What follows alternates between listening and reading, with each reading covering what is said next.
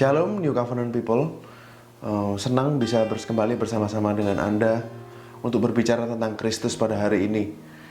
Di tengah-tengah dunia yang sedang menghadapi masa-masa kegelapan, masa-masa pandemi ini, justru kita semakin perlu dan semakin membutuhkan untuk mendengar tentang Kristus lagi. Lebih lagi setiap hari, karena saya yakin 90% dari berita yang saudara dengar hari-hari ini sifatnya semuanya negatif, saudara. Hampir semuanya, paling enggak 98% semuanya negatif. Oleh karena itu kita semakin lagi membutuhkan untuk mendengar kabar baik, yaitu Injil tentang Yesus Kristus, Tuhan kita, dan apa yang Dia sudah lakukan buat kita. Tuhan kita ialah Tuhan yang selalu bersama-sama dengan kita.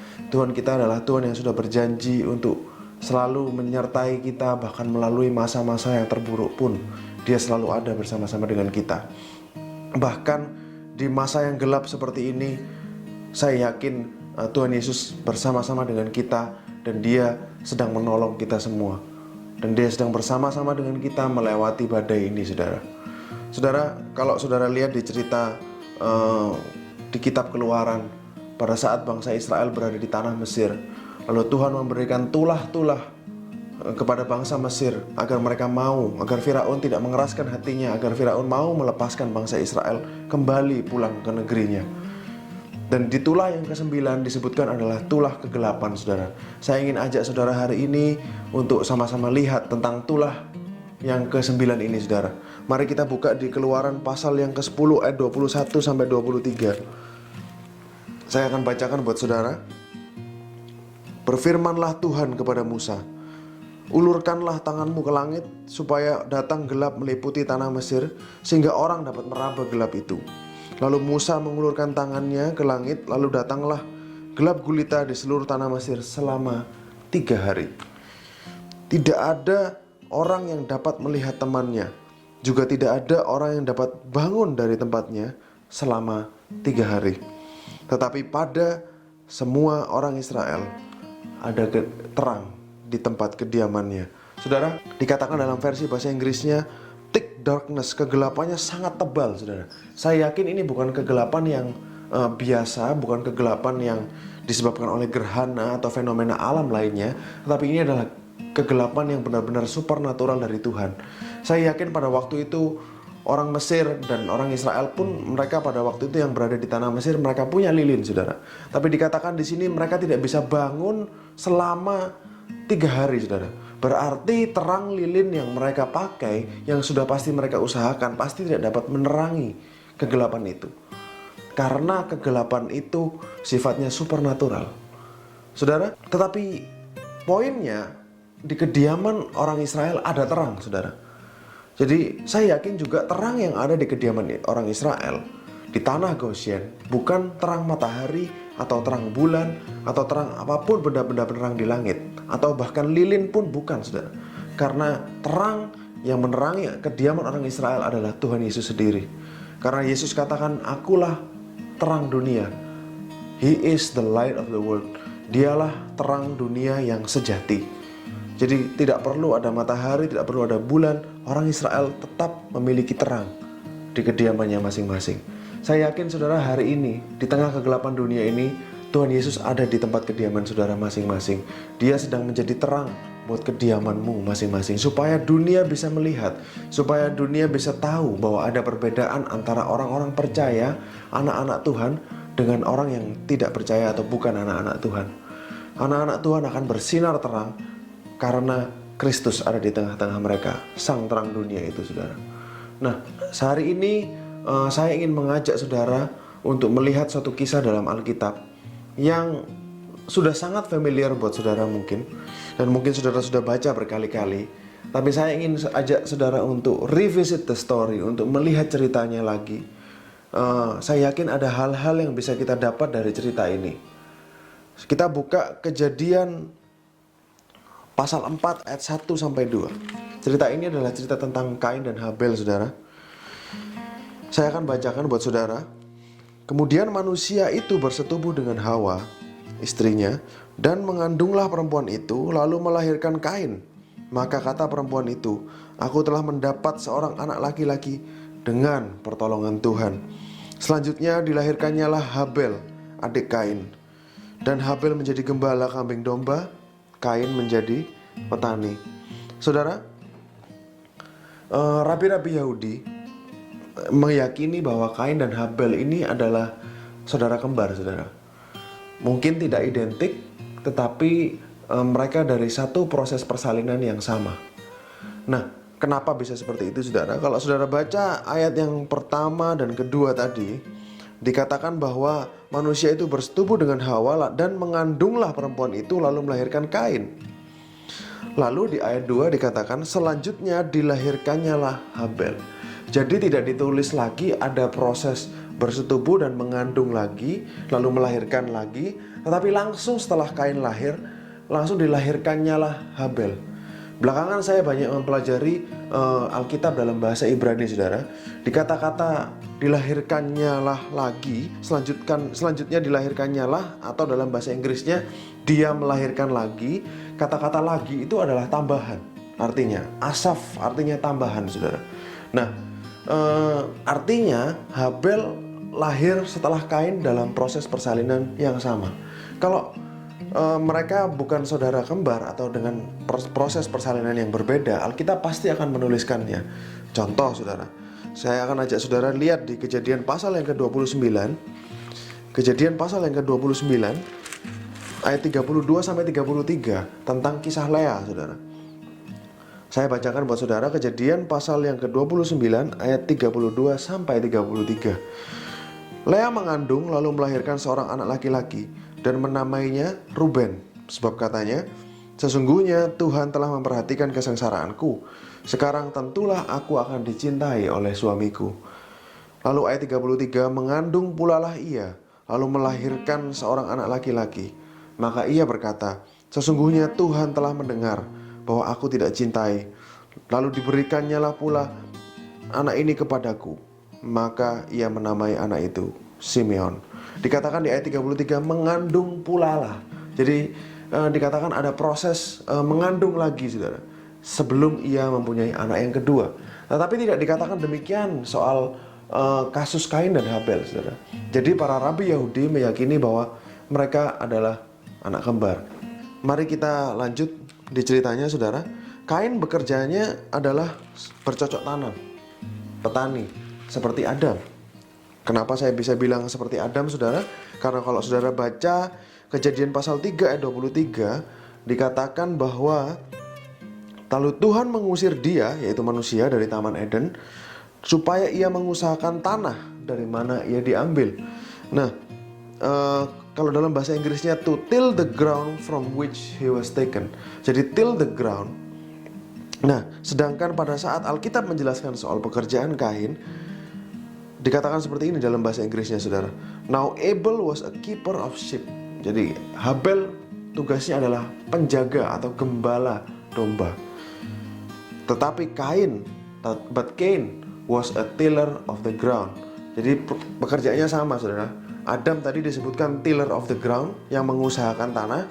Kain pun juga disebut tiller of the ground, yang mengusahakan tanah. Seperti kebudayaan orang Yahudi bahwa anak pertama, anak yang sulung, mewarisi pekerjaan ayahnya.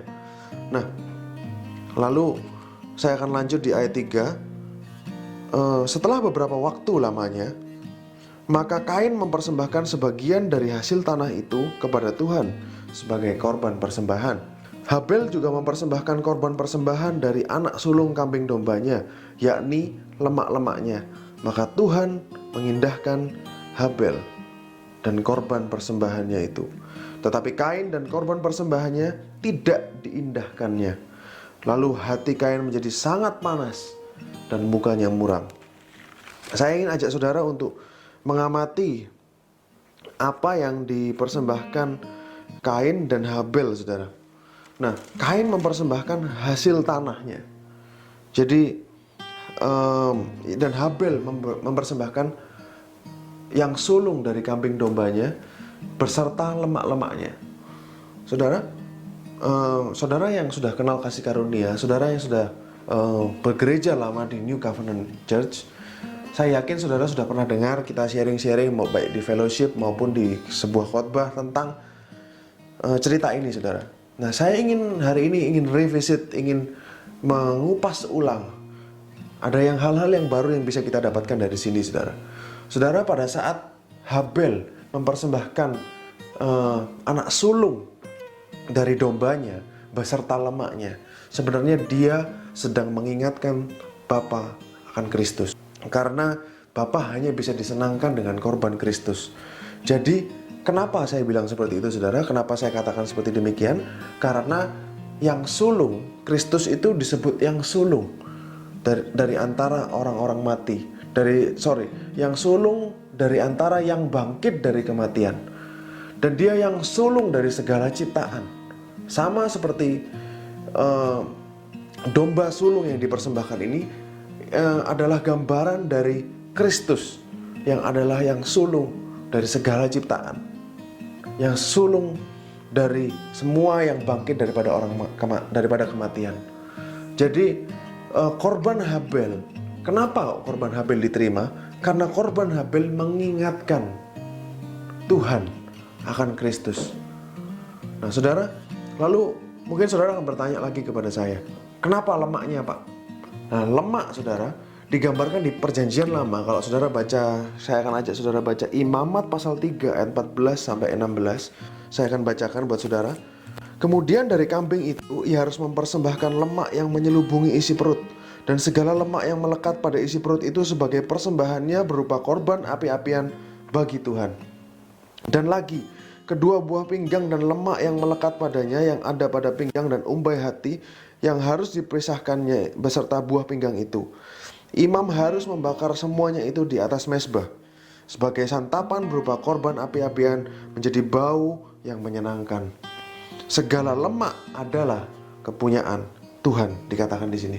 Jadi dikatakan oleh kitab Imamat, Musa yang nulis, saudara ya.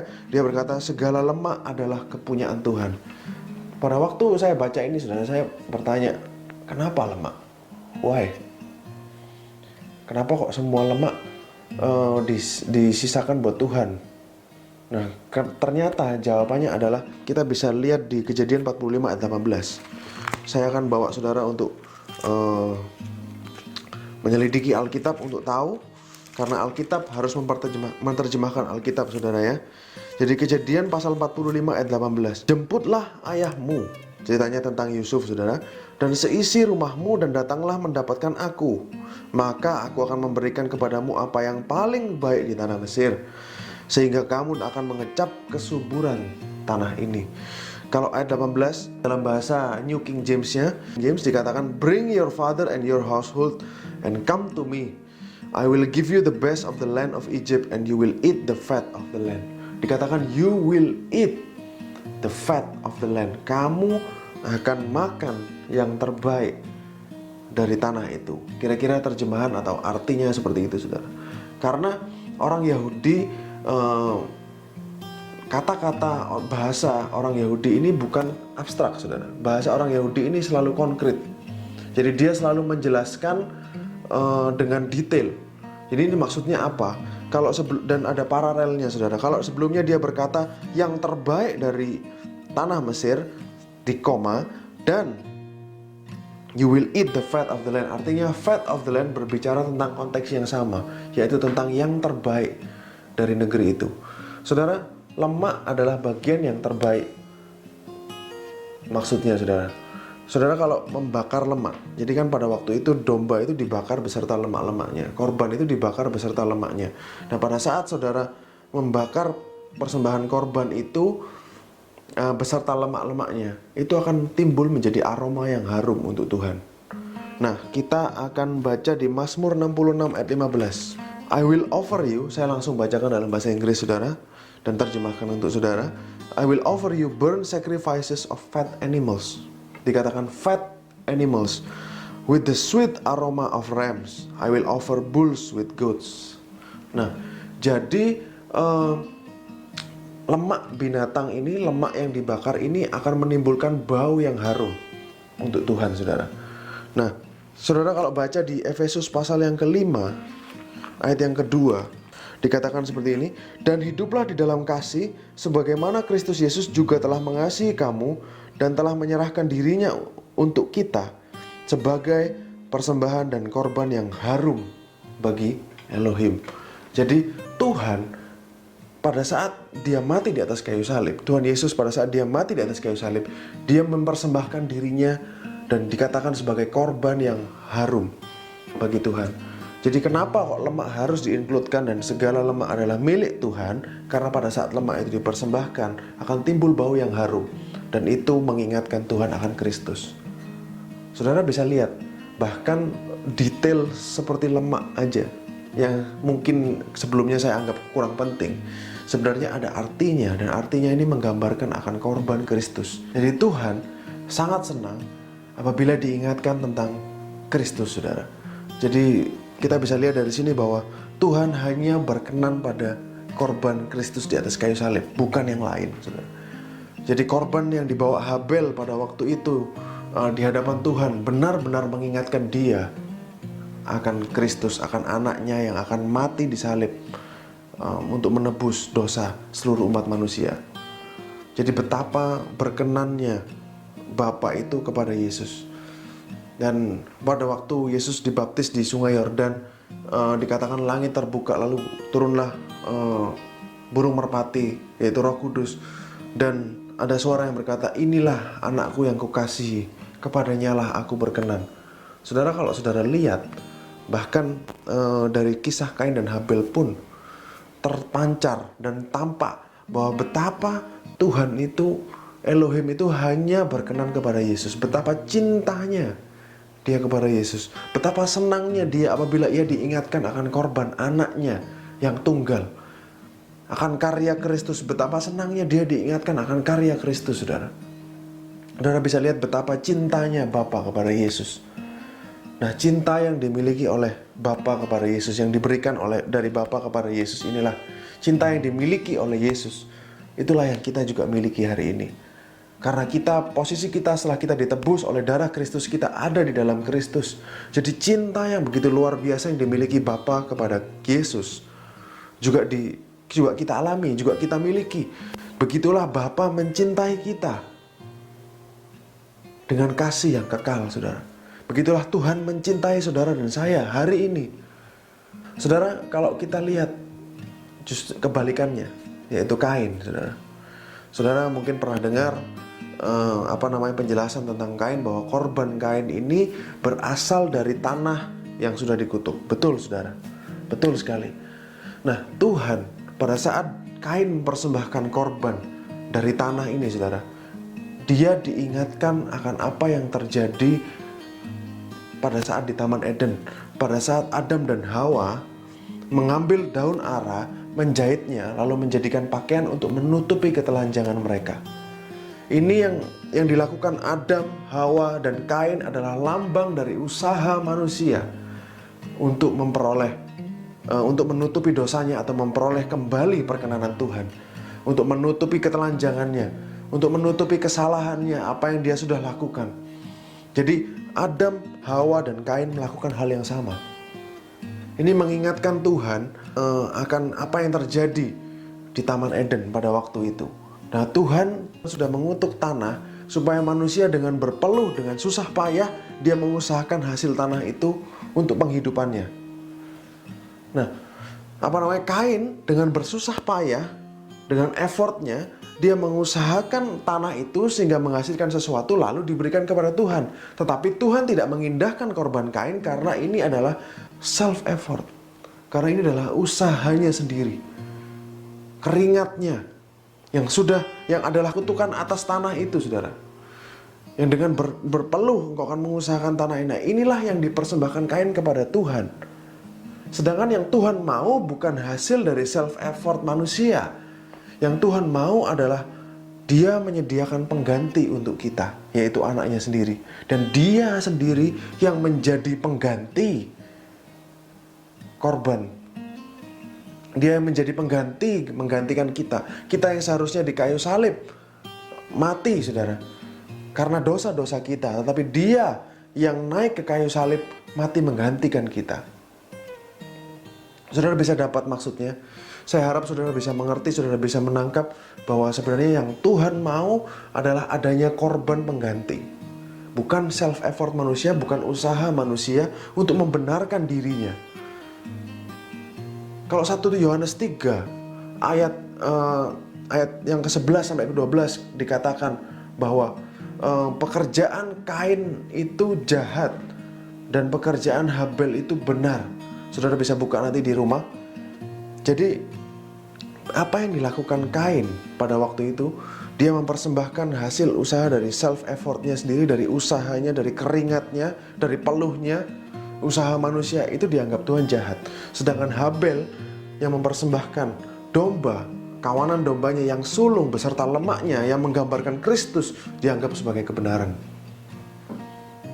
Karena apa, saudara? Karena anak domba itu menggantikan manusia yang seharusnya mati. Justru anak domba ini, korban ini yang menanggung segala kesalahan manusia untuk menyucikan dosanya. Nah, mari kita lanjut baca, saudara, di Kejadian pasal yang keempat tadi. Kita akan kembali ke sana. Dikatakan seperti ini, firman Tuhan kepada Kain, "Mengapa hatimu panas dan mukamu muram? Apakah mukamu tidak akan berseri jika engkau berbuat baik? Tetapi jika engkau tidak berbuat baik, dosa sudah mengintip di depan pintu. Ia sangat menggoda engkau, tetapi engkau harus berkuasa atasnya." Saudara, saya akan bacakan dari versi bahasa Inggris lebih jelas, saudara. "So the Lord said to Cain," jadi Tuhan berkata kepada Kain, "Why are you angry?" Kenapa engkau marah? "Why has your countenance fallen?" Artinya, kenapa mukamu muram? Lalu Tuhan lanjut di ayat 7, "If you do well, will you not be accepted?" Artinya statement ini cukup jelas dalam bahasa Inggrisnya, saudara. Kalau engkau melakukan yang benar, bukankah engkau pasti diterima? Kalau engkau melakukan yang benar, bukankah engkau akan diterima? Kalau engkau mempersembahkan korban yang benar, bukankah korbanmu ini pasti akan aku terima? Tuhan berkata demikian kepada Kain. Saudara, dari sini, dari ayat 7 ini kita bisa tahu bahwa sebenarnya Tuhan itu sudah memberitahukan kepada keluarga Adam bagaimana cara mempersembahkan persembahan yang benar. Kenapa, saudara? Karena, saudara, kalau seandainya Tuhan belum memberitahukan keluarga Adam bagaimana cara mempersembahkan yang benar, pasti di ayat 7 ini Kain akan menjawab kepada Tuhan, "Tuhan, kamu belum kasih tahu kepada kami bagaimana cara mempersembahkan korban yang benar." Tetapi Kain tidak menjawab demikian di sini. Artinya apa, saudara? Tuhan sudah memberitahukan cara mempersembahkan persembahan yang benar kepada keluarga Adam. Most likely, kemungkinan besar terjadi pada saat Tuhan membunuh seekor binatang yang tidak disebutkan binatang apa, yang kulitnya dipakai untuk menutupi ketelanjangan Adam dan Hawa pada waktu itu. Saya yakin binatangnya adalah domba. Karena sekali lagi kembali ke gambaran Kristus. Pada waktu itu Adam dan Hawa menggunakan menjahit daun ara untuk menutupi ketelanjangannya. Tapi Tuhan dia bunuh seekor binatang, lalu kulitnya dipakai untuk menutupi ketelanjangan Adam dan Hawa, menggantikan daun-daun ara yang dijahit mereka. Kemungkinan pada saat itu Tuhan memberitahukan kepada mereka, beginilah caranya. Pasti sudah diberitahu oleh Tuhan, saudara, entah kapanpun. Nah, jadi Tuhan kita adalah Tuhan yang penuh kasih karunia, saudara. Tuhan kita adalah Tuhan yang baik. Meskipun generalisasi tentang Tuhan di perjanjian lama itu adalah Tuhan yang jahat, Tuhan yang keras, Tuhan yang kejam, tapi sebenarnya kalau kita teliti dan baca lebih dalam lagi, Tuhan sering kali menunjukkan kasih karunia-Nya. Contoh, saudara, pada saat Kain melakukan hal yang salah, mempersembahkan sesuatu yang salah dengan sengaja, Tuhan masih datang kepada dia. Tuhan bilang, "Kenapa kamu marah? Kenapa kamu marah? Kenapa mukamu muram? Kalau engkau lakukan atau engkau persembahkan korban yang benar, bukankah korbanmu itu akan diterima?" Tuhan sudah bilang seperti itu kepada Kain, saudara. Lalu dia lanjut lagi, "Kalau engkau mempersembahkan korban yang salah, sin lies at the door, dosa menunggumu di pintu." Nah, jadi Tuhan sudah mewarning Kain, Tuhan sudah memperingati Kain. Bahkan dia datang kepada Kain. Saya lihat ayat 6 dan 7 ini penuh dengan kasih, saudara. Karena Tuhan yang datang kepada Kain untuk memperingati Kain. Hati-hati lo, baliklah persembahan yang benar. Kasihkan persembahan domba yang benar sesuai yang Habel berikan, sesuai dengan tata cara yang sudah dikasih tahukan Tuhan kepada keluarganya Adam. Sepertinya Tuhan memwarning Kain supaya dia tidak jatuh dalam dosa, supaya dia tidak dalam kemarahannya, keiri hatiannya jatuh ke dalam dosa.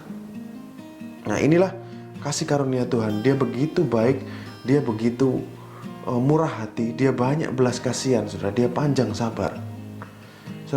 Saudara hari ini bisa diyakinkan bahwa Tuhan kita adalah Tuhan yang baik. Tuhan kita adalah Tuhan yang mengerti setiap keadaan kita. Tuhan yang bisa memaklumi, Tuhan yang mengenal saudara lebih daripada orang yang terdekat dalam hidup saudara mengenal saudara. Nah, inilah yang kami sebagai pengkhotbah di gereja NCC ingin selalu sampaikan, bahwa Tuhan saudara yang saudara sembah adalah Tuhan yang baik, Tuhan yang penuh dengan kasih karunia, Tuhan yang penuh dengan anugerah, Tuhan yang selalu ada bersama-sama dengan saudara, Tuhan yang melindungi saudara. Pastor Joseph Prince kemarin katakan, He is your rear guard. Dia adalah penjagamu di belakang. Dia yang menjaga belakang saudara pada saat saudara tidak mengawasi. Pada waktu bangsa Israel keluar dari tanah Mesir, Tuhan menjaga mereka dengan tiang awan dan tiang api. Dan Tuhan menjaga mereka, tiang apinya bisa pindah dari depan ke belakang, saudara, dari belakang ke depan, untuk menjaga mereka. Begitu juga dengan saudara. Hari ini kita hidup di tengah pandemi coronavirus yang tidak terlihat, saudara. Seperti penyakit sampar yang terbang tanpa bisa kita lihat, saudara. Nah, penyakit yang tidak bisa kita lihat ini, bagaimana kita bisa mengatasinya? Nomor satu, dengan Tuhan, saudara. Hanya Tuhan yang bisa melindungi saudara. Hanya Tuhan yang bisa dengan sempurna memproteksi saudara dan keluarga saudara. Percayalah, Tuhan yang begitu baik, Tuhan yang begitu panjang sabar, Tuhan yang bahkan mencegah Kain, mau dalam hatinya ingin mencegah Kain untuk berbuat dosa. Dia ada bersama-sama dengan saudara dan dia melindungi saudara. Amin, saudara. Nah, saya akan lanjut tentang Kain dan Habel, saudara. Kita akan baca di ayat yang ke-8 sampai ayat yang ke-15. Kata Kain kepada Habel adiknya, marilah kita pergi ke padang. Ketika mereka ada di padang, tiba-tiba Kain memukul Habel adiknya itu lalu membunuh dia. Firman Tuhan kepada Kain, di mana Habel adikmu itu? Jawabnya, aku tidak tahu. Apakah aku penjaga adikku? Firman-Nya, apakah yang telah kau perbuat ini? Darah adikmu itu berteriak kepadaku dari tanah. Maka sekarang terkutuklah engkau, terbuang jauh dari tanah yang mengangakan mulutnya untuk menerima darah adikmu itu dari tanganmu. Apabila engkau mengusahakan tanah itu, maka tanah itu tidak akan memberikan hasil sepenuhnya lagi kepadamu. Engkau menjadi seorang pelarian dan pengembara di bumi. Kata Kain kepada Tuhan, hukumanku itu lebih besar daripada yang dapat kutanggung. Engkau menghalau aku sekarang dari tanah ini, dan aku akan bersembunyi dari hadapanmu, seorang pelarian dan pengembara di bumi. Maka barang siapa yang akan bertemu aku, tentulah akan membunuh aku. Firman Tuhan kepadanya, sekali-kali tidak. Barang siapa yang membunuh Kain akan dibalaskan kepadanya 7 kali lipat. Kemudian Tuhan menaruh tanda pada Kain supaya ia jangan dibunuh oleh barang siapapun yang bertemu dengan dia. Saudara, dari ayat 8-15 ini kita baca ceritanya, kita tahu pembicaraan dengan Kain dan Tuhan. Kita bisa lihat, saudara, bahwa Tuhan itu Tuhan yang penuh kasih karunia. Sekali lagi, Tuhan penuh dengan kasih karunia. Meskipun Kain sudah membunuh Habel, saudaranya sendiri, dosa pembunuhan, saudara. Pertama kali di Alkitab disebutkan, dengan pembunuhan pertama ini, Tuhan masih melindungi Kain. Dia masih memberikan tanda kepada Kain supaya Kain tidak dibunuh. Jadi Tuhan masih memproteksi Kain. Begitu besar kasih karunia Tuhan. How great is His grace and His mercy, saudara. Betapa besarnya kasih karunia dan belas kasihannya. Kain masih dilindungi. Ini adalah bentuk kasih karunia Tuhan yang kita bisa lihat di perjanjian lama. Bahwa Tuhan kita sebenarnya hatinya sangat baik, saudara. Nah, belakangan saya banyak belajar tentang bahasa Ibrani, tentang huruf-huruf Ibrani, saudara. Ada beberapa yang ingin saya expose, ingin saya buka kepada saudara pada hari ini, ingin saya sharingkan, karena penting sekali untuk kita bisa mengerti bahasa Ibraninya, bahasa aslinya dari teks naskah kitab suci ini, supaya kita bisa mengerti apa sebenarnya yang dimaksudkan oleh penulis asli dari kitab-kitab ini. Karena apa saudara? Alkitab sudah melewati banyak terjemahan, salinan. Jadi banyak yang lost in translation, banyak yang hilang dalam terjemahan saudara. Bahkan dari bahasa Ibrani ke bahasa Inggris aja sudah banyak yang hilang. Dari bahasa Inggris ke bahasa Indonesia lebih banyak lagi yang hilang saudara. Jadi untuk bisa memahami Alkitab secara seutuhnya, kita harus melihat ke bahasa aslinya. Contoh saudara, hal nama dalam kitab suci ini bukan sesuatu yang sembarangan.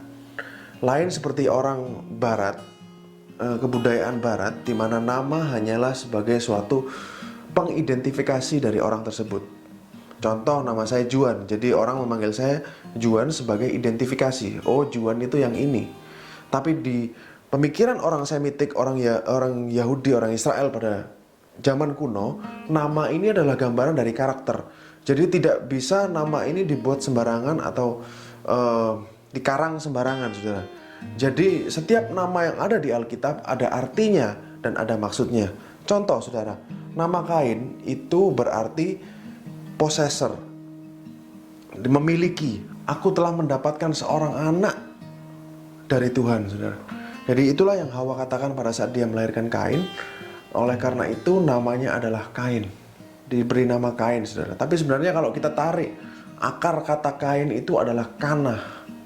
Kanah ini artinya adalah jealous, saudara. Iri, cemburu. Bukankah ini menggambarkan hidup Kain? Bukankah ini menggambarkan Kain yang membunuh Habel karena iri hatinya, karena persembahannya tidak diterima oleh Tuhan? Lalu kata Habel dari bahasa asli Hevel, artinya nafas. Artinya dari akar katanya lagi bisa diartikan sebagai sesuatu yang sia-sia atau sesuatu yang berlalu cepat, seperti nafas. Nah, bukankah ini juga adalah gambaran dari kehidupan Habel yang hanya sebentar? Yang dia hanya, nggak tahu saya berapa lama, saudara, tidak disebutkan di Alkitab, tetapi hidupnya hanya sebentar. Jadi nama dalam Alkitab ini adalah gambaran dari karakter atau gambaran dari personal itu sendiri. Jadi tentang personality, tentang karakter, tentang hidup orang itu. Nah itulah, oleh karena itu setiap nama yang di dalam Alkitab ini ada artinya. Jadi Alkitab kita ini adalah benar-benar diinspirasi oleh Tuhan, saudara. Karena apa? Karena setiap hal yang di Alkitab ini tidak ada yang ditaruh dengan kecelakaan atau sengaja atau tidak sengaja atau mungkin ngawur, saudara ya. Jadi semuanya ada maksudnya. Tidak ada di Alkitab yang ditaruh secara random tanpa ada maksud.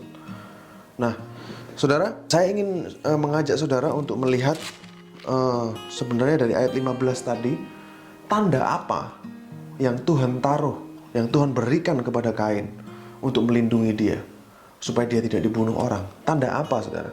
Nah, kalau kita lihat dari bahasa aslinya, kata-kata tanda ini adalah ot, saudara. Saudara bisa lihat yang dilingkari merah itu adalah ot, kata ot. Nah, kata ot ini, saudara, artinya adalah tanda. Nah, juga selain tanda, kata ot ini adalah huruf. Nah, sebelum kita masuk lebih dalam lagi, saya ingin ajak saudara untuk menyelidiki tentang kata ot ini, saudara. Nah, kata ot ini terdiri dari huruf Ibrani, Alef, Vav, dan Tav. Saudara bisa lihat, jadi ada 3 huruf Ibrani, 3 alfabet yang membentuk kata ot, yaitu Alef, Vav, dan Tav. Nah, saudara, di zaman Ibrani kuno, setiap alfabet itu ada piktografnya, ada simbolnya. Jadi seperti orang Mesir kuno yang dulu, kalau saudara pernah dengar, mereka menulis dengan huruf hieroglif. Begitu juga orang Israel, saudara. Orang Israel memiliki piktograf. Jadi setiap alfabet itu ada gambarnya yang merepresentasikan alfabet tersebut. Saya akan tunjukkan buat saudara.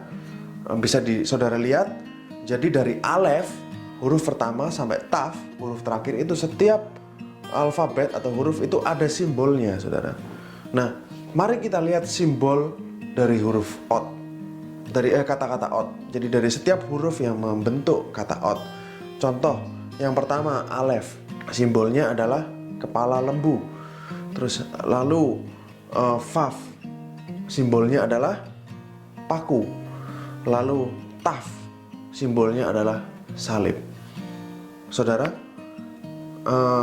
sebelum saya jelaskan lebih lanjut, saudara, saya ingin ajak saudara untuk mengenal Tuhannya orang Israel dan Tuhan kita sekarang. Nah, Tuhan dalam Alkitab ini disebutkan sebagai El. Nah, dalam bahasa aslinya El, Eloah, Elohim. Jadi Tuhannya orang Israel dan Tuhan kita yang kita sembah hari ini adalah El. Sudah disebutkan El. Nah, El ini terdiri dari dua huruf Ibrani, yaitu Alef dan Lamed.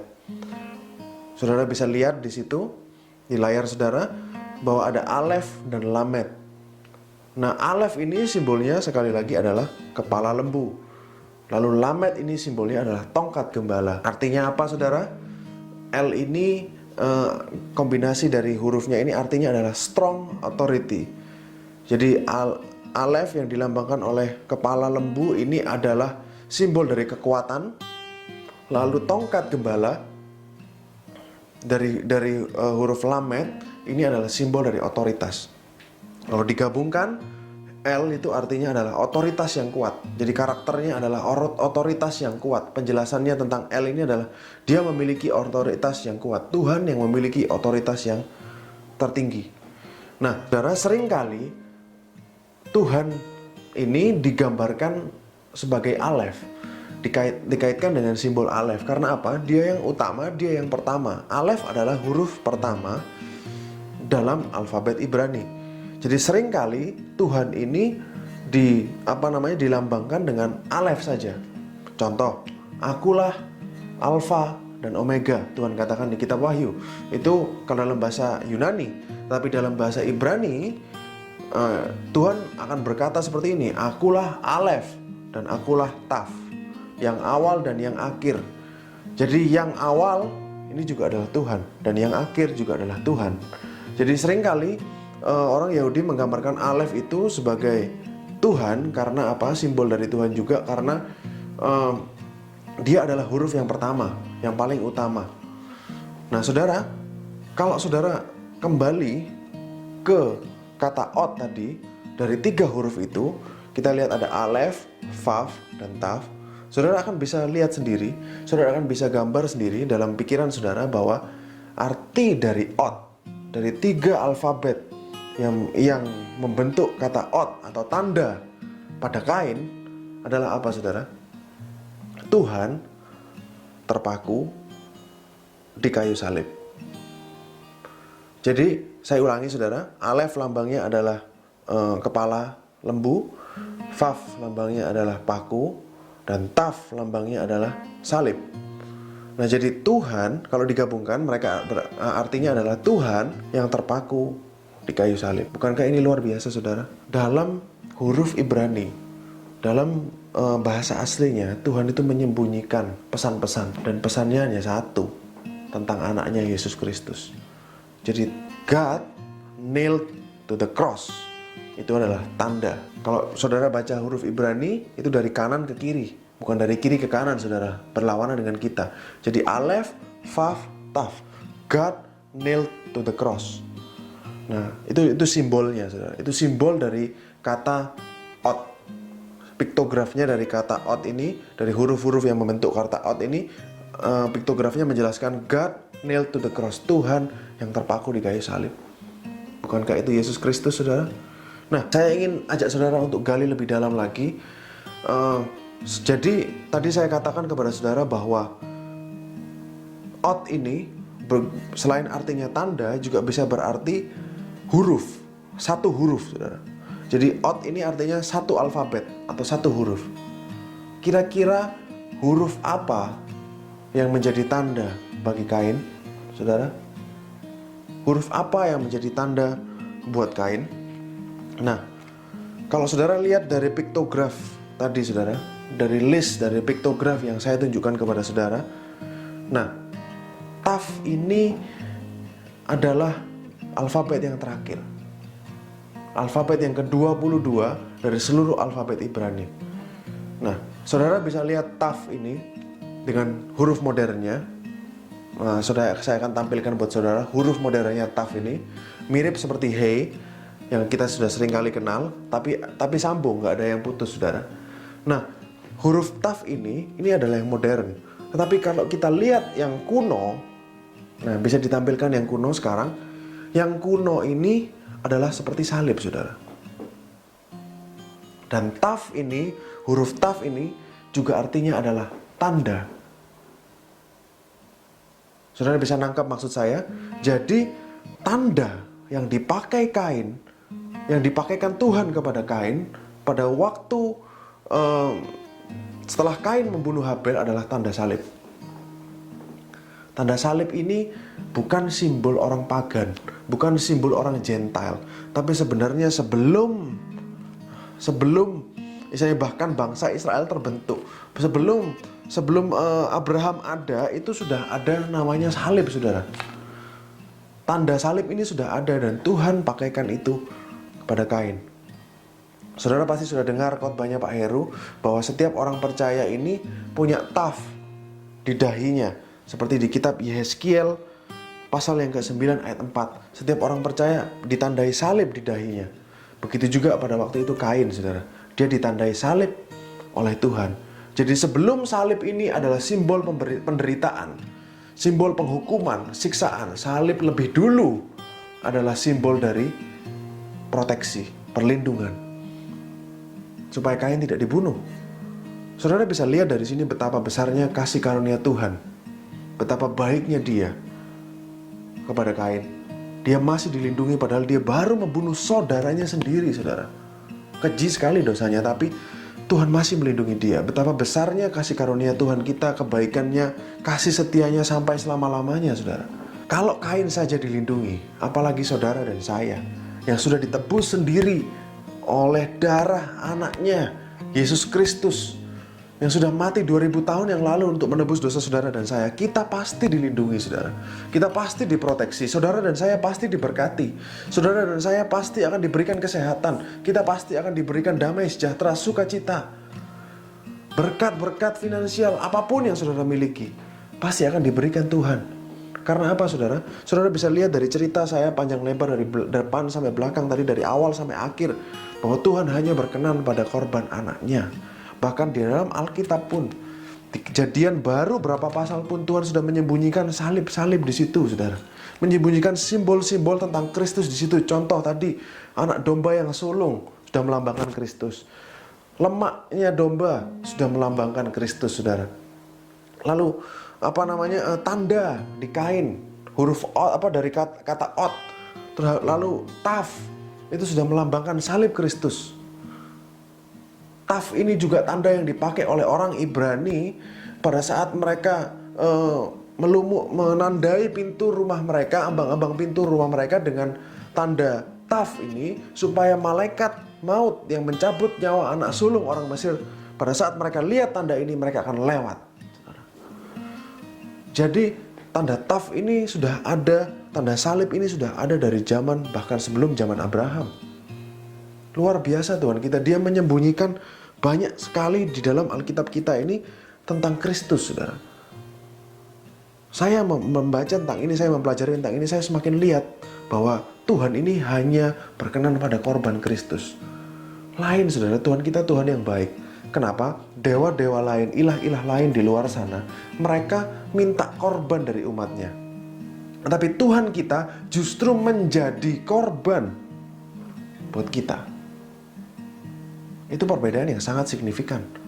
Ilah-ilah lain meminta korban dari umatnya, Tuhan kita malah menjadi korban buat kita. Begitu luar biasa Yesus Kristus, saudara. Saudara dan saya melayani Tuhan yang benar. Saudara dan saya hari ini dengan pesan ini, dengan message dengan sharing pada hari ini, saudara, saya ingin saudara semakin paham dan semakin mengerti, semakin berakar bahwa Tuhan kita hanya bisa dipuaskan dengan korban Kristus di atas kayu salib, bukan yang lain, saudara. Saudara, kalau saudara lihat dari cerita ini, saudara bisa tahu betapa cintanya Bapa kepada Yesus. Bahkan Dia sampai detail-detailnya aja semua.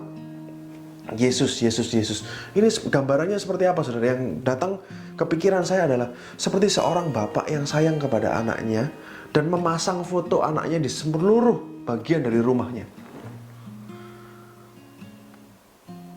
Itulah gambaran betapa cintanya Tuhan kepada Yesus, Bapa kepada Yesus, kepada anaknya. Betapa berkenannya dia akan karya Kristus di kayu salib. Oleh karena itu, saudara, karena sekarang kita di dalam Kristus, karena kita sudah terima dia sebagai Tuhan dan Juru Selamat kita diposisikan di dalam Kristus. Jadi kasih yang Bapak berikan kepada Yesus, kita juga alami hari ini. Itulah kasih Bapak terhadap saudara. Kasih Bapak terhadap saudara sama dengan kasih Bapak terhadap Kristus. Dia sangat mengasihi engkau.